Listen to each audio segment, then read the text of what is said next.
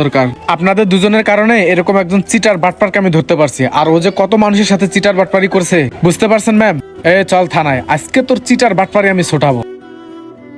ভালো হয়েছে, লোকটাকে ধরে নিয়ে গেছে। ম্যাডাম, আপনি এখন আর কোনো টেনশন করবেন না, এখন সুন্দর করে আপনি বাসায় চলে যান। ভাইয়া আপনাকে অনেক অনেক ধন্যবাদ। আপনি না থাকলে এই কার্ড আর এই টাকাগুলো পেতাম না।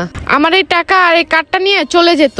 আর আমার জামাই তো ভালো না, এই টাকা আর এই কার্ডটার জন্য আমার বাসায় গেলে আমার জামাই আমাকে অনেক মারধর করতো। ম্যাডাম, এটা আমার কর্তব্য ছিল, আমি আপনাকে হেল্প না করলে আরেকজন হেল্প করতো। এই বাংলাদেশে ভালো মানুষের অভাব নাই, যদি ভালো মানুষ না থাকতো না তাহলে এই দুনিয়াটা টিকে থাকতো না। আর কখনো নিজেকে একা ভাববেন না, যার কেউ নাই তার আল্লাহ আছে। আর ম্যাডাম, আমি আপনাকে একটা কথা বলি, আপনার পার্সোনাল ডিটেল কারোর কাছে শেয়ার করবেন না, কারণ অনেক খারাপ মানুষ আছে যাদের ফেস দেখলে কেউ বুঝতে পারে না যে তারা খারাপ মানুষ। আর ভাই দেবে সহজে কাউকে বিশ্বাস করবেন না, কারণ মানুষ অনেক বাটপার, ঠিক আছে? আচ্ছা ঠিক আছে ভাই, আজকে থেকে আমি সাবধান হয়ে যাব।